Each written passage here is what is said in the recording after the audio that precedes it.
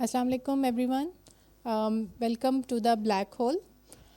یہ black hole جو ہے ایک آرگنائزیشن ہے جو کہ 2022 میں شروع ہوئی تھی، اور اس آرگنائزیشن کا مقصد یہ تھا کہ پاکستان میں سائنس، آرٹس اور کلچر کو پروموٹ کیا جائے.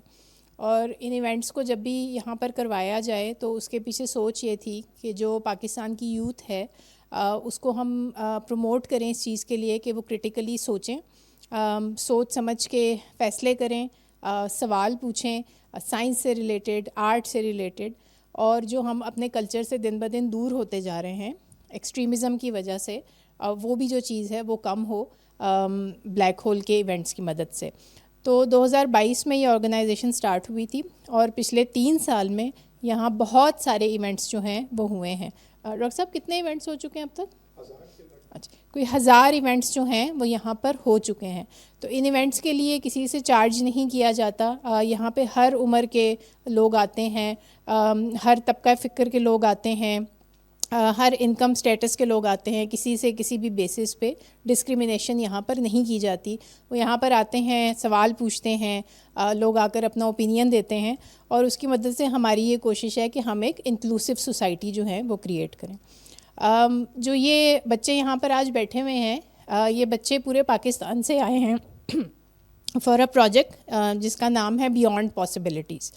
یہ پروجیکٹ جو ہے کوئی 1 سال پہلے یو ایس ایمبیسی کو، میں نے اور عائشہ رضا یہاں پر نہیں ہیں، ہم دونوں یو ایس پروجیکٹس کے ایلومنائی ہیں، ہم نے انہیں پرپوز کیا تھا کہ پاکستان سے ہم ایسے بچوں کو جو کہ گریجویٹ کر چکے ہیں، ڈیف ہیں، اور ان کو ہم یہاں پر بلائیں، نسٹ کے اندر وہ رکیں، اور نسٹ کے اندر وہ ایک 3 ہفتے کی فیلوشپ سے گزریں، اور اس فیلوشپ کے اندر وہ ڈفرینٹ اسکل سیکھیں. اس اسکلس کو سیکھنے کا مقصد یہ ہے کہ یہ بچے فائنینشلی انڈیپینڈنٹ ہو جائیں. تو یہ فیلوشپ جب ختم ہوگی، ان بچوں کے ہم انٹرویوز کروائیں گے انٹرنشپ کے لیے، جاب کے لیے، اور کوشش ہماری یہ ہوگی کہ اس میں سے کم از کم 50% بچے جو ہیں وہ جب یہاں سے جائیں تو ان کے ہاتھ میں کوئی انٹرنشپ کی، کوئی جاب کی کوئی نہ کوئی آفر ہو. پچھلے 2 ہفتے سے یہ پروگرام نسٹ میں چل رہا ہے. اس میں ان بچوں نے بہت سی چیزیں سیکھی ہیں، جس میں انہوں نے ایکسل سیکھا ہے، کینوا سیکھا ہے، فری لانسنگ سیکھی ہے، ٹائم مینجمنٹ سیکھی ہے، اور ابھی بہت ساری اور چیزیں ہیں جو کہ یہ اگلے 1 ہفتے میں سیکھیں گے. تو پڑھانے کے ساتھ ساتھ ہماری کوشش یہ تھی کہ ان کو کوئی ایکسٹرا کریکولر ایکٹیویٹیز بھی کروائی جائیں، جس میں یہ ایک پینٹنگ ایکٹیویٹی کر چکے ہیں، اسپورٹس کی ایکٹیویٹی کر چکے ہیں. تو آج جو ہے black hole is very kindly hosting us, اور ڈاکٹر پرویز ہود بھائی جو کہ بلیک ہول جو انہوں نے ہی بنایا ہے اور وہی اس کو جو ہے وہ چلاتے رہے ہیں، وہ آج ہمیں جو ہے وہ سائنس کے اوپر ایک لیکچر دیں گے، جس کو جو ہے وہ ہمارے انٹرپریٹرز انٹرپریٹ کریں گے. اور اس کے بعد ہم وہ اور ڈاکٹر سعدیہ جو ہیں وہ ہمیں لیب کے اندر لے کر جائیں گی اور کچھ ایکسپیریمنٹس ہمیں دکھائیں گی، جس کی مدد سے ہمیں فزکس کو اور سائنس کو سمجھنے میں اور مدد ملے گی. تو میں اب ڈاکٹر پرویز کو اسٹیج پہ بلاتی ہوں، اور ڈاکٹر پرویز جو ہیں وہ اس لیکچر کو سٹارٹ کریں گے. ٹھیک ہے؟ سب تالیاں ایسے بجاتے ہیں. کیسے؟ ایسے ایسے؟ ہاں، سو they don't clip, it's a ڈیف کلیپ. اس کا کیا مطلب ہوا؟ کوئی نہیں، بس یہ کوئی تھینک یو کہنا ہے. دس از نہیں. Thank you. اچھا اچھا اچھا، اوکے ٹھیک. تو بڑا اچھا کام کر رہی ہیں آپ زنیرہ، بہت زبردست. مجھے پتہ نہیں آج جو ہم جس چیز پر ہم بات کریں گے وہ آپ کے سکلز میں اضافہ کرے گا کہ نہیں، لیکن میرا خیال ہے بڑا ایک دلچسپ سوال ہے کہ کیا انسان ایک مشین ہے؟ کیا اس کے جسمانی اعضاء ویسے ہی ہیں جیسا کہ مشینوں کے اندر ہوتے ہیں، یا آنے والی مشینوں میں ہوں گے؟ تو یہ بات میرا خیال ہے بہتر پہنچائی جائے گی اگر ہم نے کچھ تصویریں ساتھ ساتھ دیکھیں.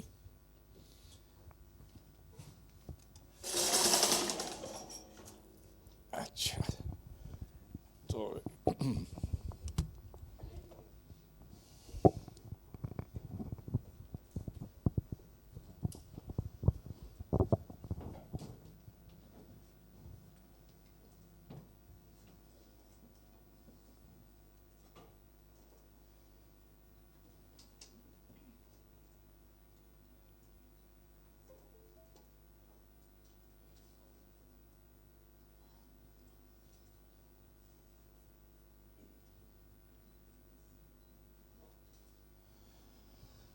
ہاں،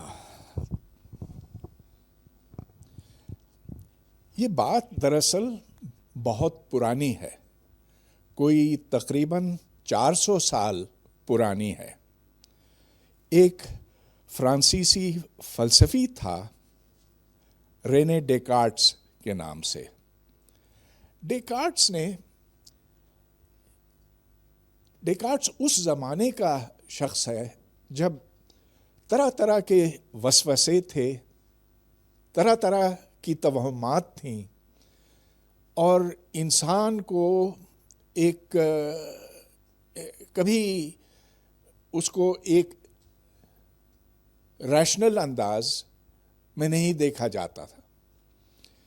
تو ڈیکارٹس نے اس انسان کو سمجھنے کی خاطر اس کو جانوروں سے تشبیہ دی۔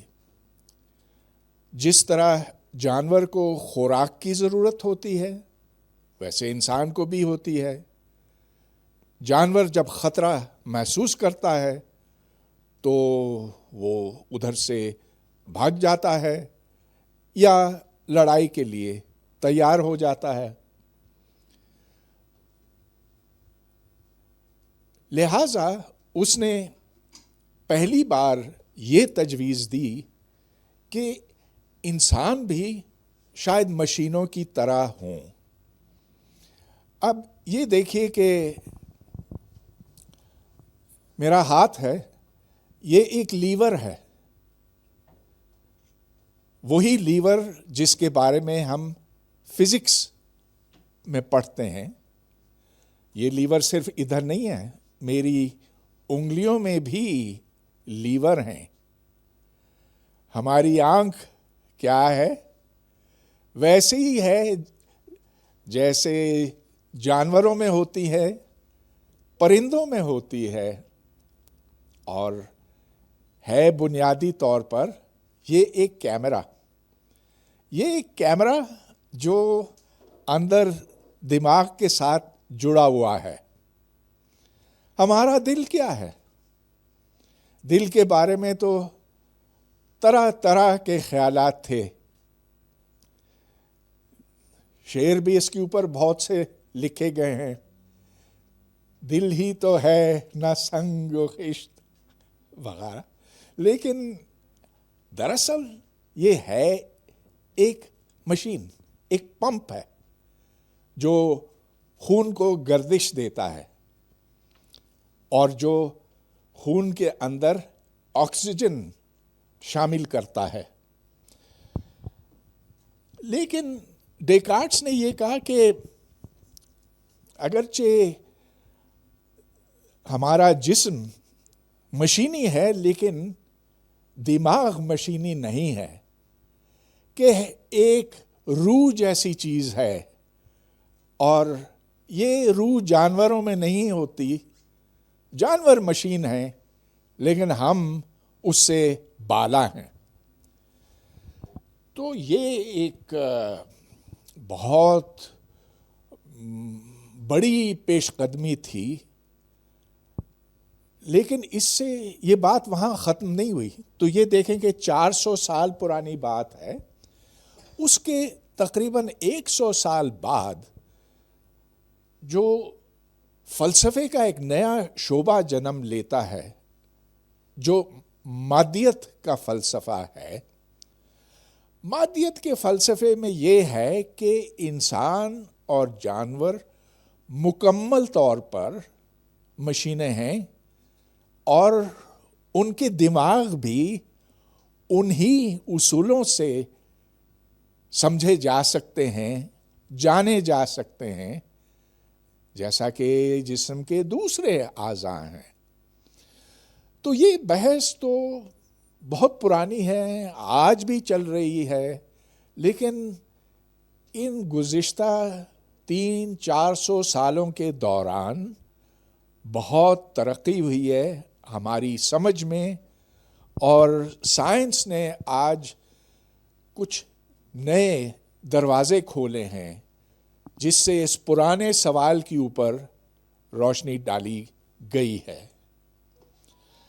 تو جیسا کہ میں نے ابھی کہا، جو مادیت کا فلسفہ ہے اس کا یہ کہنا ہے کہ نہ صرف دماغ لیکن شعور، ادراک، فہم، یہ بھی ہم اصولی طور پر ویسے ہی سمجھ سکتے ہیں جیسا کہ ہم بے جان مشینوں کو سمجھتے ہیں۔ تو یہ ایک بڑی دلچسپ بحث ہے جو چلے آ رہی ہے۔ اچھا، تو چلیے سب سے پہلے میں آپ کو ایک اصل انسان کا دل دکھاتا ہوں۔ تو یہ کسی مردے سے نکالا ہوا ہے، اور آپ دیکھ سکتے ہیں کہ یہ ہے بڑی پیچیدہ چیز، اس کے کئی حصے ہیں۔ اب اس کو ہم صرف اس تصویر سے دیکھ کر سمجھ نہیں سکتے۔ سائنس بتاتی ہے کہ اس کے کئی مختلف حصے ہیں۔ تو جو سرخ جو نیلا ہے، جو یہاں آپ کو نیلے حصے دکھائی دیتے ہیں، یہ استعمال شدہ خون ہے جو ہماری رگوں سے، نسوں سے گزر کر دل کے اندر پہنچتا ہے۔ ادھر مختلف والو ہیں، جب پھیپھڑوں سے آئی ہوئی ہوا کو اس میں داخل کیا جاتا ہے تو آکسیجنیشن ہوتی ہے، اس میں آکسیجن شامل ہوتی ہے، اور پھر نیا خون، تازہ خون جو سرخ رنگ کا ہے، وہ دوبارہ گردش کے لیے تیار ہوتا ہے۔ انتہائی پیچیدہ مشین ہے، اور اس کو سمجھنے میں کئی سو سال لگ گئے ہیں۔ لیکن اب چونکہ یہ ایک پمپ ہے تو مصنوعی دل بننے لگے ہیں۔ اچھا، یہ ویسا ہی ہے، یعنی دل کی شکل کا ہے۔ اس کے اندر موٹر ہیں، اس کے اندر ریلیز ہیں، اور اس کو توانائی کا کوئی منبع چاہیے، کوئی بیٹری چاہیے، تو بیٹری کے بغیر یہ نہیں چلتا۔ لہٰذا جب ایک دفعہ یہ ڈال دیا جائے تو پھر کچھ وقت کے بعد اس کو نکالنا پڑتا ہے، اور یہ کوئی بہت کامیاب تجربہ نہیں رہا۔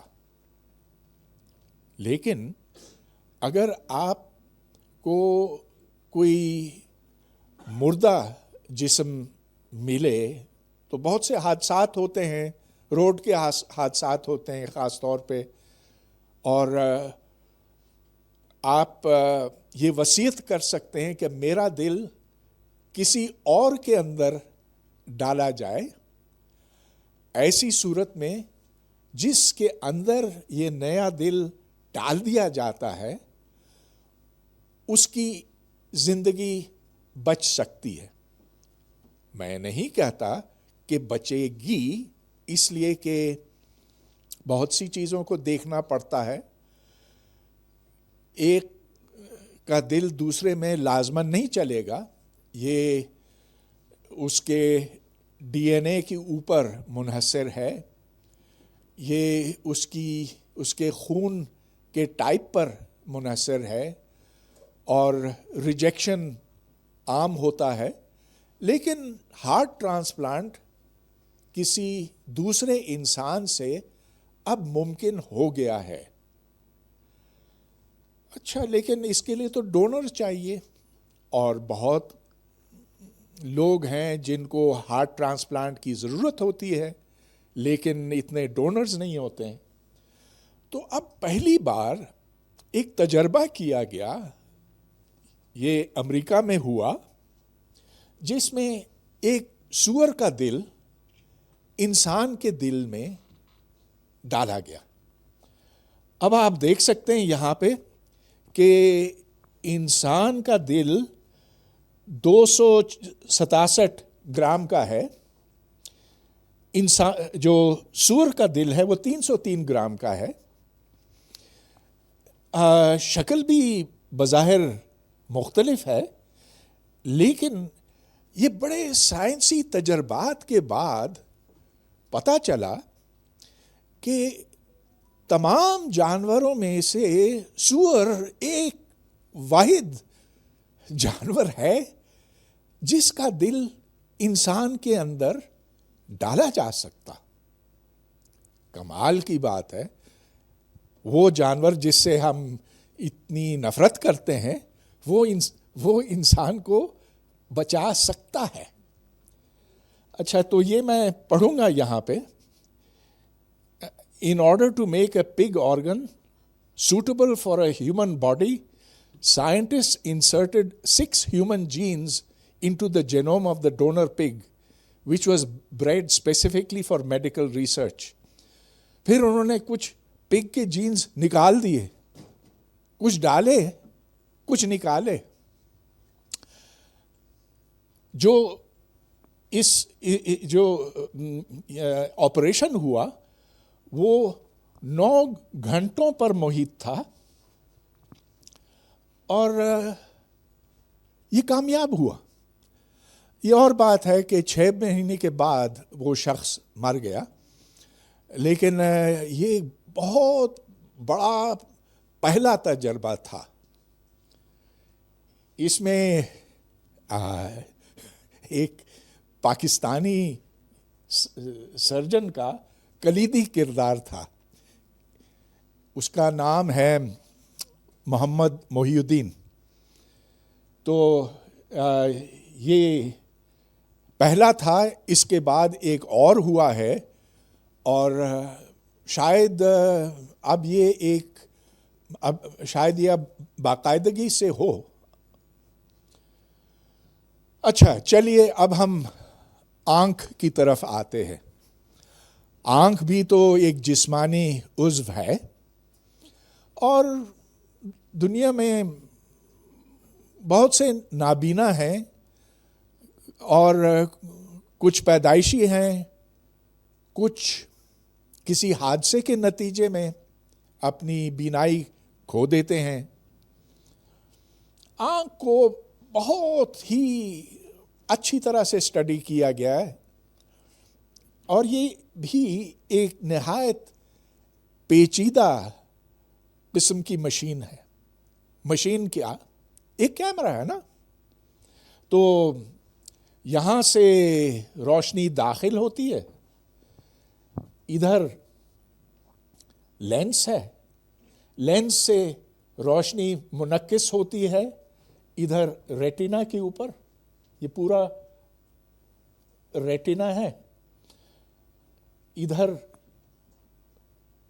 اس کا عکس بنتا ہے جو آپٹک ڈسک کہلاتا ہے. ادھر سے پھر وہ تمام انفارمیشن دماغ کو جاتی ہے. اب اس میں بہت سی چیزیں خراب ہو سکتی ہیں.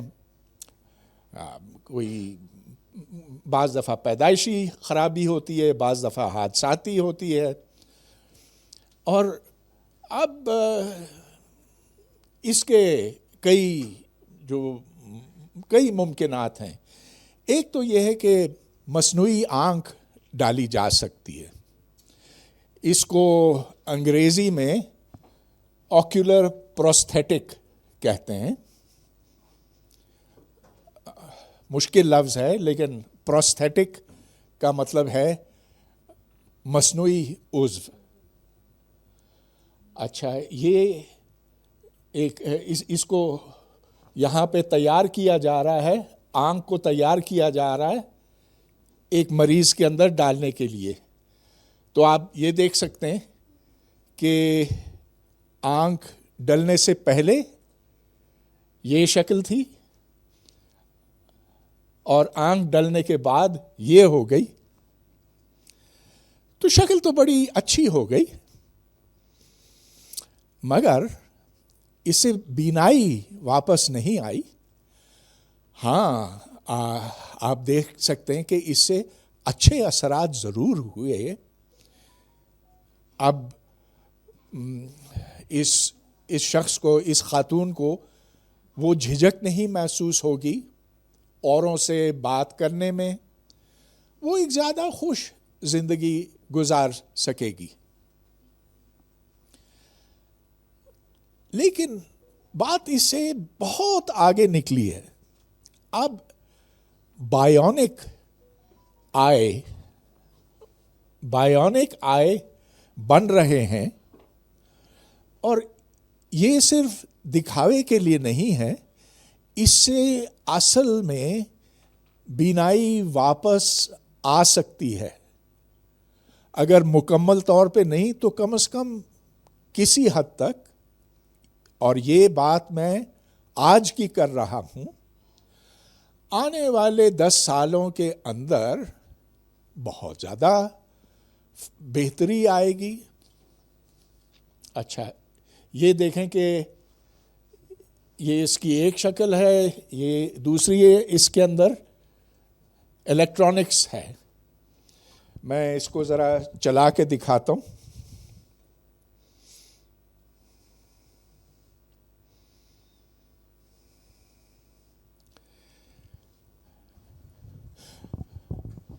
تو اب نظر آ رہا ہے کہ جب روشنی اس کے اوپر پڑتی ہے تو اس کے اندر جو سینسرز ہیں وہ جلنے لگتے ہیں.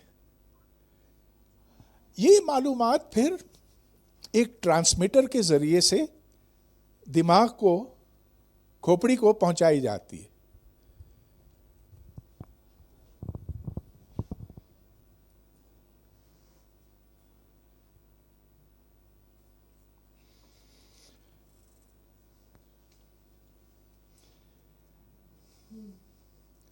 اچھا, اب چلیے سماعت کی طرف آتے ہیں. ہیئرنگ ایڈ سے تو بہت سے لوگ واقف ہیں, اور اس کا جو اصول کار ہے وہ فزکس کے سبب بنائے گئے. تو جب آواز کی لہریں کان کے اندر داخل ہوتی ہیں تو آگے ایک چھوٹا سا مائکروفون لگا ہوتا. مائکروفون کے اندر, مائکروفون کے ساتھ ایک ایمپلیفائر جڑا ہوتا ہے جو ان لہروں کو پہلے بجلی کی لہروں میں تبدیل کرتا ہے, اور پھر چونکہ ان کی شدت بہت کم ہوتی ہے تو اس کو بڑھاتا ہے, اور بڑھا کر ایک چھوٹے سے لاؤڈ سپیکر کے اندر پہنچاتا ہے. وہ لاؤڈ سپیکر ادھر لگا ہوا ہے. اب ادھر سے آواز تیز ہو جاتی ہے اور وہ پہنچتی ہے اس جگہ پر جسے کوکلیا کہتے ہیں. تو یہ آلہ تو پرانا ہے, تو میری نانی کے پاس بھی تھا. خیر اس زمانے میں ٹرانزسٹر تو نہیں تھے, لیکن والو کے ایمپلیفائر تھے, تو بس وہ پھر ایک جگہ رکھ کر اس کے آس پاس بھی ہو سکتی تھیں. لیکن پھر ٹرانزسٹر کی ایجاد کے بعد یہ آلہ چھوٹے ہوتے گئے اور اب یہ کان میں بھی ڈالے جا سکتے ہیں. مگر جو سننے سے قاصر ہیں ان کے لیے, جو بالکل بہرے ہیں ان کے لیے یہ فائدہ مند نہیں ہے, کیونکہ وہ معلومات ان کے کوکلیا تک نہیں پہنچ سکتی. تو کوکلیا وہ کان کا حصہ ہے جہاں جو دماغ کے ساتھ جڑا ہوا ہے. آج جو سب سے مؤثر علاج ہے وہ کوکلیئر امپلانٹ کہلاتا ہے. تو اس کا اس میں یہ ہے کہ جو آواز آتی ہے وہ پھر اس آلہ سے, جس کو ساؤنڈ پروسیسر کہتے ہیں, وہ ادھر دکھایا گیا ہے ساؤنڈ پروسیسر. تو وہ ساؤنڈ پروسیسر کوکلیا کو جھنجھوڑتا ہے. اس کے جھنجھوڑنے سے بجلی کے سگنل جاتے ہیں دماغ میں, اور تب آواز آپ کے شعور کے اندر داخل ہوتی. اس وقت پھر آپ سننے لگتے ہیں. کیا یہ کامیاب طریقہ ہے؟ اب تک اس کے کوئی امریکہ میں 12 لاکھ امپلانٹس ہوئے ہیں, اور ماں سوائے چند ایک کے باقی سارے کامیاب ہوئے ہیں. یعنی کہ ان کی سماعت بہتر ہوئی ہے, اس میں کوئی شک نہیں. لیکن کامیابی مختلف درجوں کی ہے. اگر یہ بچپن میں کیا جائے تو سب سے زیادہ اچھے اثرات اس سے ملتے ہیں. اگر 15-20 سال کی عمر میں کیا جائے تو پھر آپ کسی حد تک سننے کے قابل ہو جاتے ہیں, سمجھنے کے قابل ہو جاتے ہیں. دیکھیے, سننے کی بات نہیں ہوتی ہے اس میں, صرف اس میں سمجھنے کی بات ہوتی ہے, فہم کی بات ہوتی ہے. تو جتنی کم عمری میں کوکلیئر امپلانٹ ہو, اسی حساب سے آپ زیادہ آسانی سے کسی اور کی بات سمجھ سکیں گے. اب آخر میں یہ اگرچہ تجرباتی ہے, ابھی یہ شروع ہوا ہے, لیکن دماغ کے اندر ایسے چپس ڈالے جا سکتے ہیں جو ڈائریکٹلی نیورونز کے ساتھ جڑے ہوئے ہوں, اور اس سے پھر جو ممکنات پیدا ہوتی ہیں اس کی کوئی حد نہیں. تو اب بینائی کے حوالے سے یا سماعت کے حوالے سے اگر آپ الیکٹریکل سگنلز کو براہ راست دماغ کے اندر پہنچا سکیں اور برین اور کمپیوٹر کا انٹرفیس بنائیں, تو میرا مطلب یہ کہ مثال کے طور پہ جب میں اس مائکرو فون میں بولتا ہوں تو اس میں سے بجلی کے کرنٹ گزرتے ہیں. وہ کرنٹ جا کر ایک کمپیوٹر میں جاتے ہیں. کمپیوٹر پھر دماغ کے اندر لگا ہوا ہے, چپس دماغ کے اندر لگے ہوئے ہیں, اور یہ دماغ کو وہ تمام معلومات, پیغامات پہنچاتا ہے. میں نے خود دیکھا ہے, ایک بندر کے ساتھ یہ تجربہ کیا گیا تھا. بندر اپنے دماغ سے, اچھا بندر کو بھوک لگی, وہ بندر بیٹھا ہوا تھا ایک کرسی کے اوپر, اس نے اپنے دماغ سے ایک سگنل بھیجا کہ مجھے ایک روبوٹ آ کر کیلا کھلائے, اور جب اس نے کھا لیا تو روبوٹ نے آ کر وہ چھلکا اس کے منہ سے نکال لیا. اس بندر کے نہ ہاتھ ہیں نہ پیر.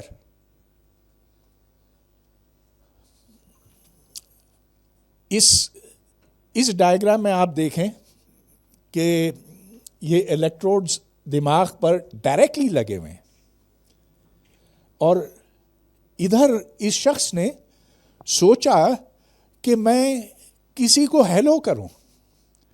وہ بول نہیں سکتا, سن نہیں سکتا, لیکن وہ یہ پیغام پہنچا سکتا ہے صرف سوچ کر کہ آپ کو ہیلو کرنا ہے. تو جیسے ہی اس نے یہ سوچا تو کمپیوٹر نے اسکرین کے اوپر ہیلو کرا دیا, ہیلو لکھ دیا. اس کا طریقہ یہ ہو سکتا ہے, ویسے ہی ہے جیسا کہ پہلے میں نے آپ کو بتایا کہ دماغ کے اوپر الیکٹروڈز لگے ہوئے ہیں، ادھر سے یہ معلومات ادھر جاتی ہے، اس کو پھر ڈیجیٹائز کیا جاتا ہے، مطلب یہ کہ ونز اور زیروز میں تبدیل کیا جاتا ہے، یہاں سے پھر سگنل پروسیسنگ ہوتی ہے، اور پھر مختلف کمانڈز ہو سکتے ہیں.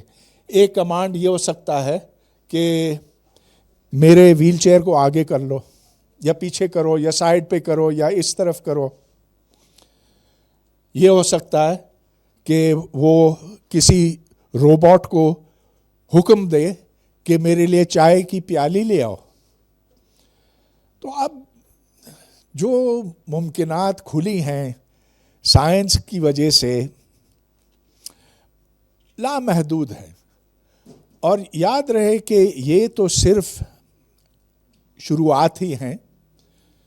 400 سال پہلے جو بحث ڈیکارٹس نے شروع کی تھی، وہ اب ہمیں زیادہ سے زیادہ اس نتیجے پہ پہنچا رہی ہے کہ ہاں، انسان کے اعضاء یقیناً میکینکی ہے. اور اچھی بات ہے نا، اس لیے کہ اگر میکینکی ہیں تو پھر ہم بنا سکتے ہیں، نئے بنا سکتے ہیں. اب دیکھیے، اور بہت سی باتیں ہیں کرنے کی. اب جو آرٹیفیشل انٹیلیجنس، مصنوعی ذہانت کا زمانہ آیا ہے، اور جو ہماری زندگیوں کے اوپر ایک بڑا اثر چھوڑے گا، تو اس میں بہت سے جو چھوٹے کام ہیں ہم ان سے کرا سکتے ہیں.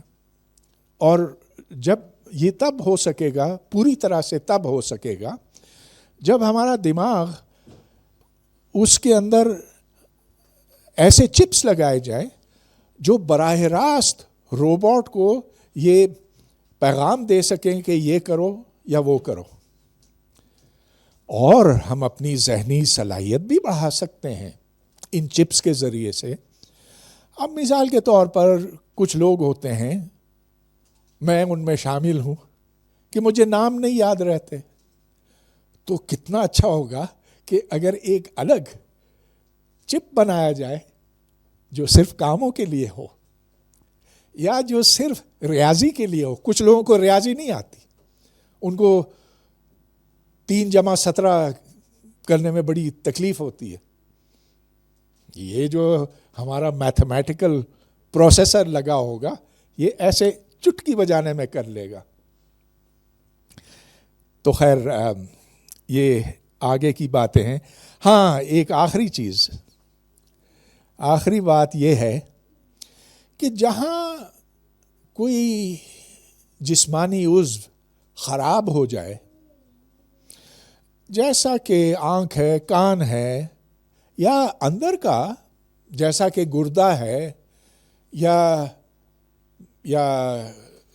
پتا ہے، تو ایسی صورت میں جینز کے ساتھ ایک کھیل کھیلا جا سکتا ہے جس سے ویسا ہی ایک عضو دوبارہ بننے لگے. یہ بھی آگے کی بات ہے، لیکن ممکنات میں یہ ناممکن کسی صورت نہیں ہے. تو خیر، ہم آج بہت بہتر زندگیاں گزارتے ہیں، اس لیے کہ سائنس نے ہمیں وہ مواقع دیے ہیں، وہ طاقت دی ہے کہ ہم فطری حادثات کا مقابلہ کر سکیں. حادثات تو دنیا میں ہوتے ہی ہیں، کچھ پیدائشی، کچھ ویسے ہی، لیکن آج ہم زیادہ بہتر زندگیاں گزار رہے ہیں اس کی وجہ سے. تو اب میرا خیال ہے کہ میں آپ کے سوال سننا چاہوں گا، اور جو بھی پوچھنا چاہیں مجھے انٹرپریٹر سے پتہ چل جائے.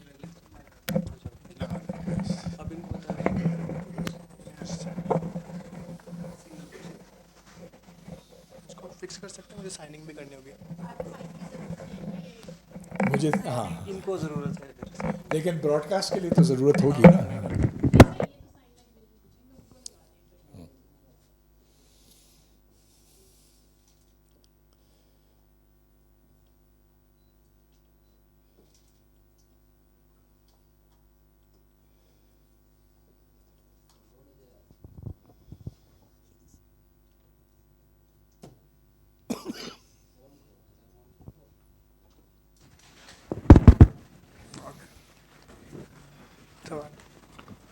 یس. اچھا سر، جس طرح آپ نے ابھی پورے میں سے بتایا ہے کہ بہت فیوچر کی، جس طرح ہم لوگ ابھی بات کر بھی رہتے ہیں کہ اگین سائنس ابھی آگے اور ترقی کرے گا، ابھی ٹیکنالوجی امپروو ہو رہی ہوگی، لیکن اگین کچھ لوگ آپ کو پتہ ہے کچھ ایسے ہوتے ہیں کہ اس پہ بلیو کر رہے ہوتے ہیں، کچھ لوگ کہتے ہیں کہ نہیں یہ تو صرف ایک متھ ہے، صرف ایک بات ہے کہ یہ پاسبل ہوگا بھی یا نہیں ہوگا. تو اگین بہت ابھی بھی بات ایسی ہے جیسے ابھی کہ وہ ہارٹ سرجری کی والی جو بات ہو رہی تھی، کتنا آپ کو لگتا ہے کہ ایکسیپٹینس ان ہیومن نیچر جو ہے وہ اس کو آئے گا کہ اس کو ٹیکنالوجی کو ایکسیپٹ کرنا بھی ہے یا نہیں کرنا ہے؟ What do you think? مطلب تھوڑا سا اس پہ میں تھوڑا سا آپ سے بات کرنا چاہ رہا تھا اس پہ. ہم نے بالکل ایکسیپٹ کر لیا ہے. یہ کیا ہے نا، کیا نا، یہ کس کی بنائی ہوئی چیز ہے؟ سائنس کی نا. میں لگاتا ہوں، آپ نہیں لگاتے، لیکن میں تو لگاتا ہوں. ادھر بہت سے لوگوں نے اینکیں لگائی ہوئی ہیں. اچھا، ہم بیمار ہوتے ہیں، اینٹی بایوٹک کھاتے ہیں، سر کے درد کے لیے گولی کھاتے ہیں. یہ کیا سائنس کا کمال نہیں ہے؟ لیکن جہاں تک مصنوعی اعضاء کی بات ہے، اب تو یہ اتنا عام ہو گیا ہے. آپ کو ٹرانسپلانٹ، خاص طور پر کارنیا کے ٹرانسپلانٹ، اب تو ہر روز پاکستان میں سینکڑوں کے حساب سے ہوتے ہیں. آپ مختلف آئی ہاسپٹلز میں جا کر اپنی آنکھوں کا علاج یوں کرا سکتے ہیں، کسی اور کے جسم سے نکال کر آپ کی آنکھ میں اس کی آنکھ آپ کی آنکھ میں ڈالا جاتا. تو یہ کوئی آگے کی بات نہیں ہے. اور تو اور بلڈ ٹرانسفیوژن، جو خون ہے، آپ خون جا کر کسی اور کو ڈونیٹ کر سکتے ہیں، اس کی جان بچتی ہے. اچھا، پہلے تو بڑے وسوسے تھے، بڑی اس کی مخالفت تھی مولویوں کی طرف سے، لیکن اب ہم اس چیز سے دور ہو گئے. اچھا، آپ نے یہ دیکھا کہ سور کا دل انسان کے دل میں ڈالا گیا، اس شخص کی جان بچ گئی کچھ وقت کے لیے. اب تو یہ ایک باقاعدہ ریگولر پروسیڈر ہوگا. تو یہ نہیں ہے کہ کوئی بہت آگے کی بات ہے، یہ آج کی بات ہے.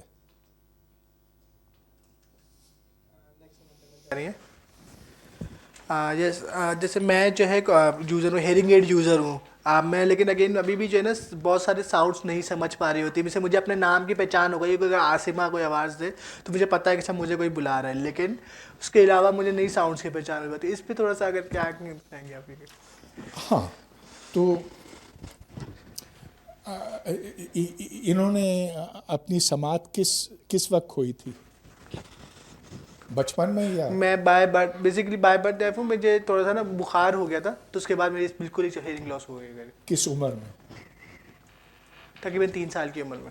ہاں، تو جتنا زیادہ ایکسپوجر ہوتا ہے آوازوں سے، تو اسی حساب سے آپ کے دماغ کے اندر اس کی سمجھ بڑھتی ہے. 3 سال کی عمر میں اگر ہوا تو ٹھیک ہے، برا ہوا، لیکن اگر اس سے پہلے ہوتا تو اور برا ہوتا. اب یہ آوازیں تو آپ کے دماغ میں پہنچ جاتی ہیں ہیئرنگ ایڈ کے ذریعے سے، لیکن ان کی پروسیسنگ پوری طرح سے نہیں ہو پا رہی ہے. اب یہ پریکٹس سے بہتر ہو سکتا ہے کچھ کیسز میں، اور کچھ کیسز میں پھر آپ کو اپنے لیے کوئی دوسرے سکلز ایجاد کرنے پڑتے ہیں. مثال کے طور پر یہ سائن لینگویج کی کمیونیکیشن ایسی ہے کہ یہ عالمی ہے. یہ ہر جگہ آپ امریکہ جائیں, یورپ جائیں, چائنا جائیں, جو اس طرح کے اشارے ہیں ان کا مطلب ایک ہی ہوتا.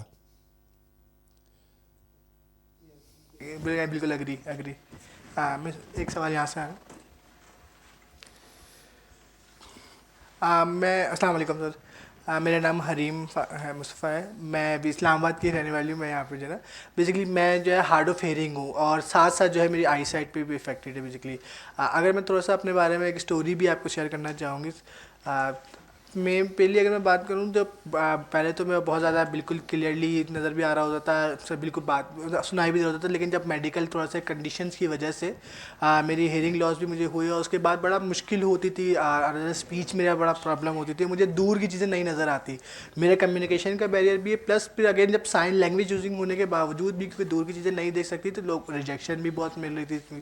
اور 2018 میں میری اور بالکل ہی ایک جو لیفٹ آنکھ ہے وہ بالکل نظر آنا مجھے بند ہو گیا تھا. تو جب بھی میں ہاسپٹل جاتی تھی, ڈاکٹر کے پاس جاتی تھی, آنا جانا لگا رہتا تھا میرا. وہ بار بار یہ کہتے تھے ہاں بس ڈراپس ڈالو, کر لو, ہو جائے گا سیٹ, لیکن کوئی اس طرح کا مجھے سلوشن نہیں مل پایا. آپ تھوڑا مطلب اگین میں کہوں کہ بالکل ایک سائڈ مجھے نظر آتا ہے, باقی بالکل ہی نہیں نظر آ رہا ہوتا. 2019 میں سے ابھی جو ہے میں فوکس کر رہی ہوں اس پہ اگین کہ کس طرح اس کو بہتر کر سکوں, کس طرح اس کو لے کے چلوں. تھوڑا سا پرابلمس آتی ہیں, تو میں اس کو اور کیا چیز کو دیکھوں کہ میں آگے بڑھ سکوں. دیکھیے, میں ڈاکٹر تو نہیں ہوں, میں ایک نیوکلیئر فزسسٹ ہوں, تو میری سمجھ ان معاملات کے بارے میں بہت کم ہے. یہ ایسے سوالات کا جواب تلاش کرنے کے لیے آپ کو اسپیشلسٹ سے رجوع کرنا ہوگا. لیکن میں صرف یہ کہہ سکتا ہوں کہ وہ لوگ جن کی ڈسیبلٹیز ہوتی ہیں وہ پھر بھی اپنے لیے بہت کمال کے رستے نکال لیتے ہیں.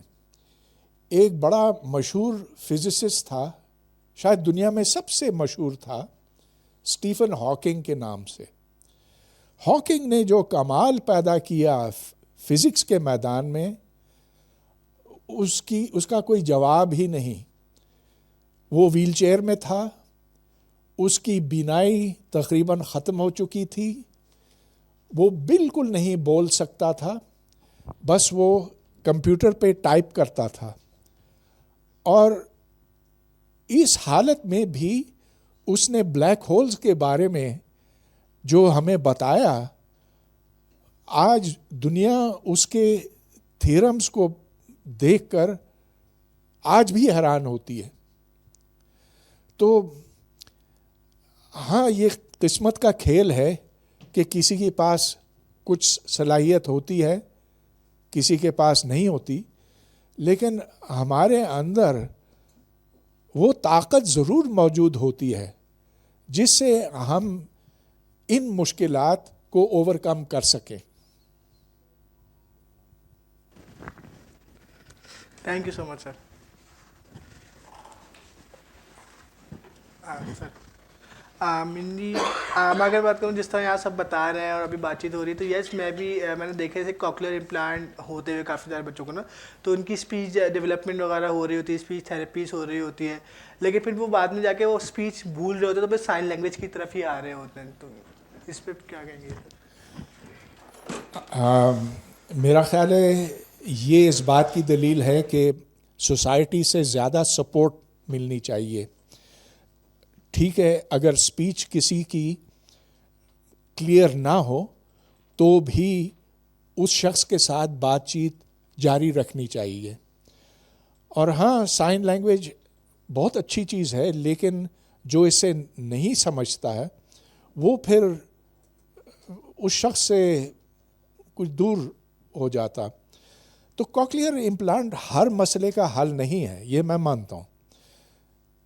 اس کے بہت سے فائدے ہیں, اور جتنا جلدی یہ کیا جائے اسی حساب سے یہ بہتر ہے.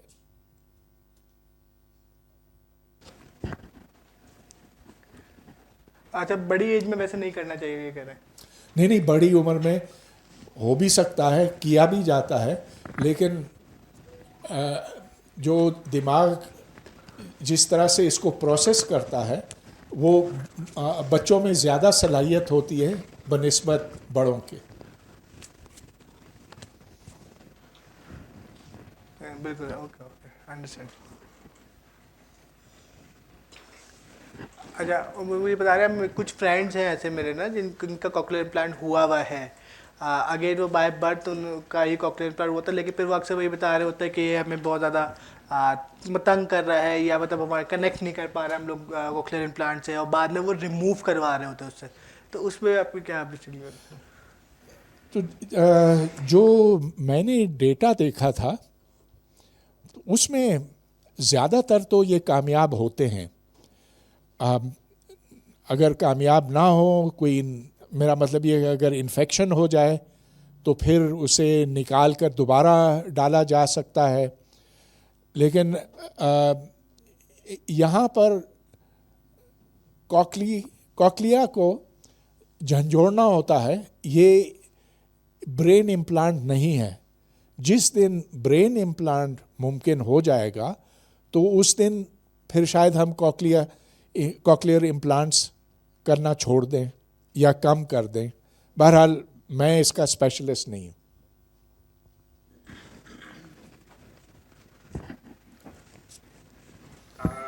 میرا کوشچن تو نہیں ہے, لیکن ایک پوائنٹ ہے جو مجھے لگتا ہے کہ آپ کے علم میں سنانا چاہوں گا. ہم جو ہے کافی 10-15 سالوں سے ڈیف ایکٹیویسٹ ہے اور ڈیف کمیونٹی کے ساتھ کام کر رہے ہیں. آپ شاید جانتے ہوں گے یا نہیں, جو ڈیف کمیونٹی کے لیے جو ایجوکیشن سسٹم ہے اس میں سائنس بالکل نہیں ہے. ان کو سائنس بالکل نہیں پڑھائی جاتی, اور ایون کہ فزکس کیمسٹری جو ہم میٹرک میں پڑھتے آئے ہیں, جو بہت بیسک کیمسٹری ہے, وہ ان کے سبجیکٹ میں شامل نہیں ہے. تو ابھی اگر ہم دیکھیں دنیا ٹیکنالوجی کے بیس پہ, سائنس کے بیس پہ کہاں سے کہاں جا رہی ہے, لیکن جو ہماری کمیونٹی ہے وہ کافی پیچھے ہے. اور ڈیف کمیونٹی کے لیے پروگرس کرنا ایز اے کمیونٹی, تو ان کو بھی سائنس میں انوالو ہونا پڑے گا, ان کو بھی ٹیکنالوجی میں انوالو ہونا پڑے گا. میں جب یو ایس گیا تھا تو وہاں پہ بھی میکینیکل انجینئر ملے جو خود ڈیف ہیں, اور کافی میں ایسے ڈاکٹر بھی ملے ہیں جو خود بھی ڈیف ہیں, جو وہاں کے اسپیشلسٹ ہیں. لیکن یہ کمیونٹی ابھی بھی پیچھے ہے, اور سائنس میں ان ڈیف کمیونٹی کو موقع دینے اور ان کو انوالو کرنے کی بہت زیادہ ضرورت ہے ہر جگہ پہ. اور اس کی وجہ یہ ہے کہ جو ڈیف کمیونٹی ہے وہ they are very adaptive. Theoretical میں وہ کمزور ہوں گے, لیکن ڈیمانسٹریشن میں وہ بہت اڈاپٹیو ہوں گے. جب ہمیں کہا گیا کہ ہم بلیک ہول لے کر آئے نا, تو میں نے ان کو کہا تھا کہ کو ڈیمانسٹریشن لیب کی ڈیمانسٹریشن لازمی ہونی چاہیے, کیونکہ یہ بہت جلدی اڈاپٹ کریں گے. تو اس بات کو مد نظر رکھتے ہوئے پچھل بلیو کے ڈیف جو ہے وہ سائنس میں پروگرس کر لیں کہ ان ویری ڈیمانسٹریٹو فیلڈ. ٹھیک اچھا ٹھیک ہے. اگر آپ ڈیف ہیں, کوئی ایسی بڑی بات نہیں جہاں تک سائنس سیکھنے کا تعلق ہے. وہ اس لیے, ایک تو ہمارے اسکولوں میں جس طرح کی 3rd کلاس سائنس پڑھائی جاتی ہے, وہ پڑھو نہ پڑھو آتا ہے, ان ٹیچرز کو بھی کچھ نہیں آتا, تو ختم کرو اس بات کو. اصل چیز یہ ہے کہ آپ کے پاس اب انٹرنیٹ ہے, یوٹیوب ہے, خان اکیڈمی ہے. خان اکیڈمی جو ڈیف کے لیے بالکل سوٹیبل ہے, اس لیے کہ ہر چیز لکھی ہوئی آتی ہے. آپ کو کوئی چیز سننے کی ضرورت نہیں اس پہ. لہٰذا ہر شخص physics, chemistry, biology, mathematics, social science جو بھی ہے وہ سیکھ سکتا ہے. میں خان اکیڈمی کو خاص طور پر ریکمینڈ کروں گا آپ کے لیے, آپ کے بچوں کے لیے جو بھی ہیں. تو اس میں یہ ہے کہ ساری لرننگ ویژول طریقے سے ہوتی ہے اور وہ بہت مضبوط ہوتی ہے. آپ کو اس کے اوپر ٹیسٹ بھی کیا جا سکتا. تو اور یہ ہے سب مفت, آپ جا سکتے ہیں.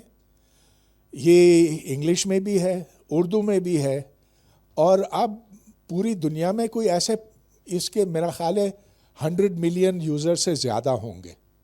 تو بہت اب تو کوئی بہانہ ہی نہیں رہا نا. کسی کو اگر فزکس میتھمیٹکس نہیں آتی, یہ اس نے اپنی بائی چوائس کیا. ہمارے اسکولوں میں جانا نہ جانا اب ایک ہو گیا, بالکل ردی تھرڈ کلاس اسکول ہیں.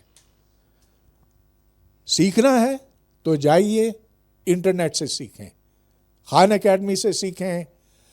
اس سے جو اگلا لیول ہے وہ مختلف کورسز ہیں, کچھ کے لیے پیسے دینے پڑتے ہیں, کچھ فری ہیں. مگر اب معلومات جس طرح سے پھیلی ہے دنیا میں, تعلیم جس طرح سے پھیلی ہے, پہلے کبھی یہ ممکن نہیں تھا.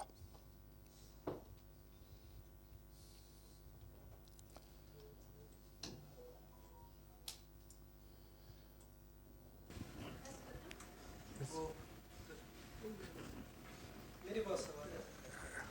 السلام علیکم سر. پہلے تو سب کو میرا سلام, جو بھی میرے بہن ہیں. بات یہ ہے کہ آپ نے پروجیکٹ رکھے تھے سامنے, اس کے اندر آپ نے جیسے دل کا بتایا وہ بھی سکسیزفل ہوا کہ ٹھیک ہے, اس کا ہارٹ ڈال دیا. دوسرا تھا کہ آپ نے بتایا کہ منکی ہے وہ معذور ہے, ڈسیبل ہے, تو اس کے بعد اس کی چپ ڈالی جاتی ہے, اس کے دماغ کے اندر کامیاب ہو جاتی ہے. وہ بھی کتنی بڑی بات ہے کہ جانور کے ساتھ بھی ایسا کچھ کیا جا رہا ہے کہ جانور بھی آنے والے وقت میں اپنے جو ہے نا اپنی مدد خود کے ذریعے. نہیں, وہ تو خیر ہمارے اپنے سیکھنے کے لیے, جی جی ہاں, تجربے کے لیے. ہاں جی.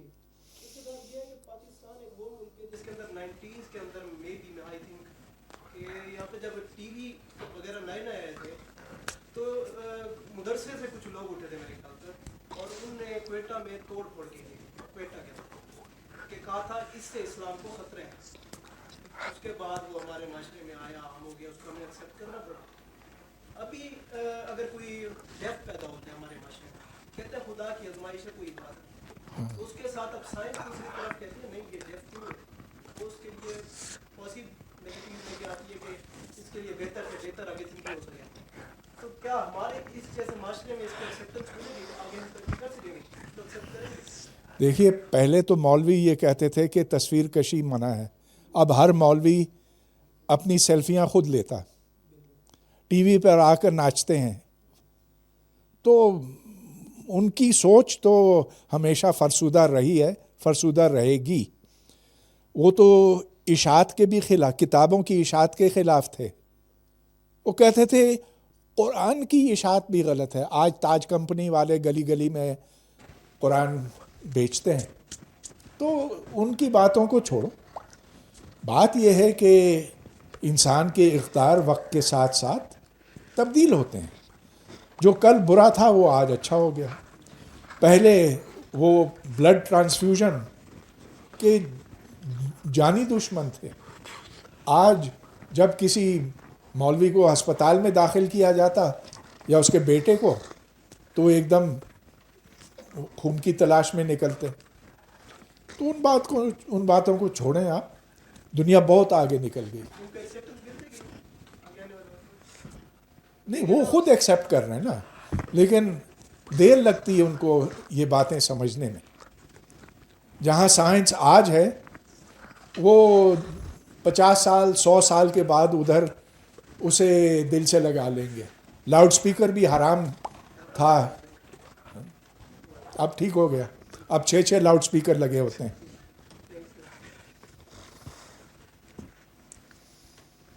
یس سر. سر یہ کہ میں جو ہے بار بار ڈیف نہیں تھا بیسکلی, جو ہے نا پہلے مجھے ہیئرنگ تھی, لیکن 6 منتھ کے اس میں میری بیسکلی ہیئرنگ لاس ہو گئی تھی.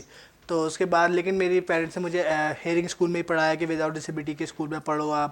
اسپیچ تھیراپی میری کروائی, لیکن اگین سچ بات بولوں تو مجھے کبھی وہ سمجھ ہی نہیں آئی. جو ہونٹ ہلتے تھے میں نے وہ سیکھ لیا کہ اس طرح ہلانا ہے, اس طرح یہ بولوں گا تو کچھ اس طرح بات ہوگی, لیکن کبھی بھی وہ کنیکشن یا سگنل سمجھ ہی نہیں آیا. ابھی میرے دونوں ہیئرنگ ایڈس لگے ہوئے, لیکن ابھی بھی صرف ایک ساؤنڈز ہیں بس میرے پاس. ہاں, ضرور اس کی کوئی ٹریننگ ہوگی, اسپیچ تھیراپی کی ہوگی. میں اسپیشلسٹ نہیں ہوں, لہٰذا میں آپ کے سوال کا کوئی ٹھیک جواب نہیں دے سکتا. جتنا مجھے پتہ ہے وہی میں نے آپ کو بتایا.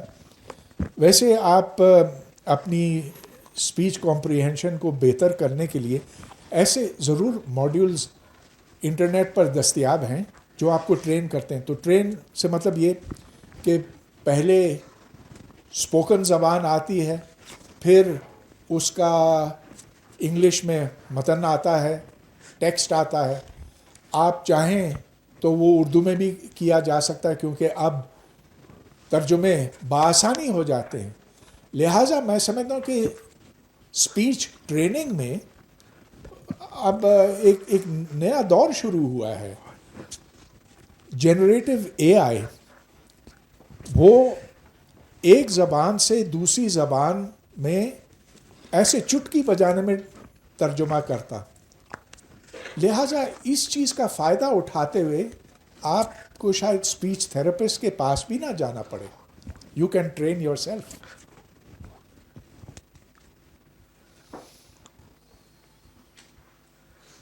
بس ایک لاسٹ سوال کرنا چاہوں گی کہنے اگین جس طرح ابھی پروسٹیٹک کی بات ہو رہی تھی تو اس طرح میں چاہوں گی کہ جب فزیکل ڈسیبلٹیز ہے یا ان کے لیے بھی کوئی پروسٹیٹکس مطلب کہ اسسٹیو ڈیوائسز وغیرہ کے اوپر کچھ ہے کام ہو رہا ہے آگے سائنس میں ایسا مطلب یہ کہ لیگز وغیرہ ہینڈ ہو گئے اس طرح؟ ہاں بہت کام ہوا ہے.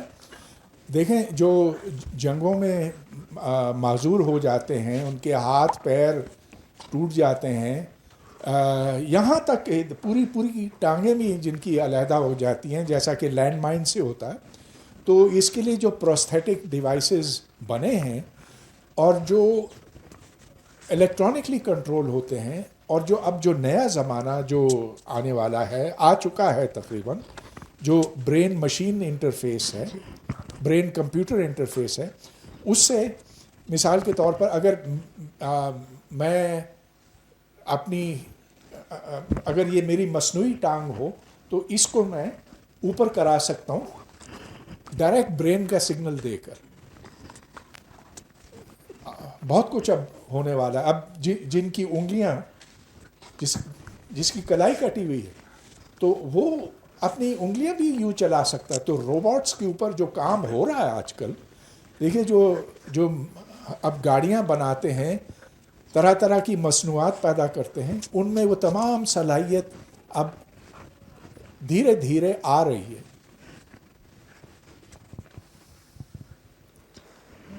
آگے کا سوال ہے. اچھا میں ایک سوال کر رہا ہوں کہ اگر جیسے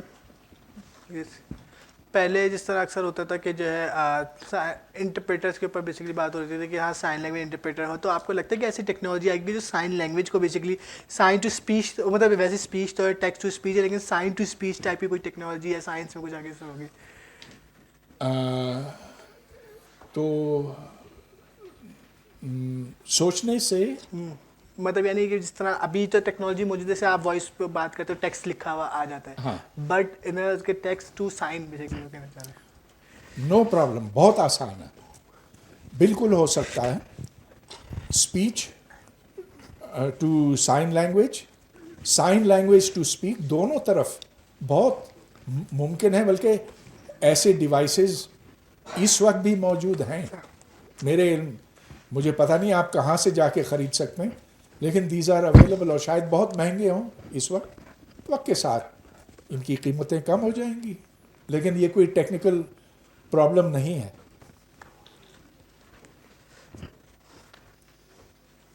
یس سر، میں بس ایک ذہن میں بات سوال تھی میں آپ سے بھی کرنا چاہتا ہوں. لیکن جیسے ایک نیا بچہ ہوتا ہے، اس کا ایک ہارٹ بالکل فریش ہوتا ہے، اور پھر 60 سال کی عمر یا 80 سال کی عمر کے بعد ایک آپ کو کہتا ہے کہ بھائی فریش اس کی مطلب دل کی ایک عمر ختم ہو گئی ہے. تو جو ابھی جس طرح ٹرانسپلانٹ ہو رہا ہے، کیا آپ کو ایسا فیوچر میں پاسبل ہے کہ ٹرانسپلانٹ ہو کے اس کی ایج بڑھائی جا رہی ہو ایسا والی چیز اس بچے کی عمر؟ ہاں مطلب پرسن کی، کہ اگر اس کی ایج 60 ایئرز ہے تو ٹرانسپلانٹ سے بھی اس کی 100 ایئرز ایج ہو جائے اس کی. دیکھیے ضرور یہ بہت بڑا سوال ہے کہ کتا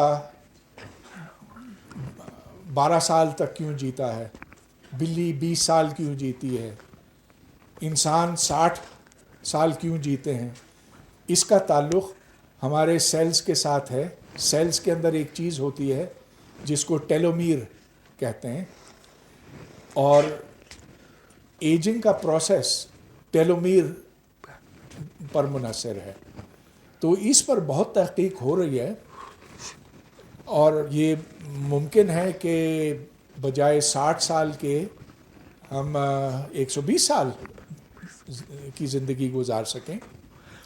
لیکن ہم 90 کے نزدیک تو ویسے ہی پہنچ گئے, اس لیے کہ جو ہماری بہتر خوراک ہے, جو ادویات ہیں, جو صفائی ہے, اس کی وجہ سے انسان کی زندگی طویل ہو گئی ہے. جاپان میں 90 سال کی عمر تک لوگ بآسانی جیتے ہیں.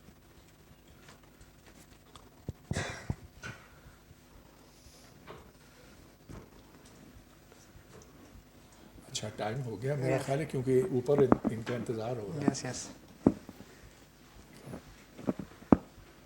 ٹھیک جی سر, ہو گیا, کمپلیٹ ہے اوکے. سر. یہ آپ کے لیے کلیپ کر رہے ہیں. اچھا تھینک یو بھی کہہ رہے ہیں آپ کو. Thank you. This is thank you. Yes sir.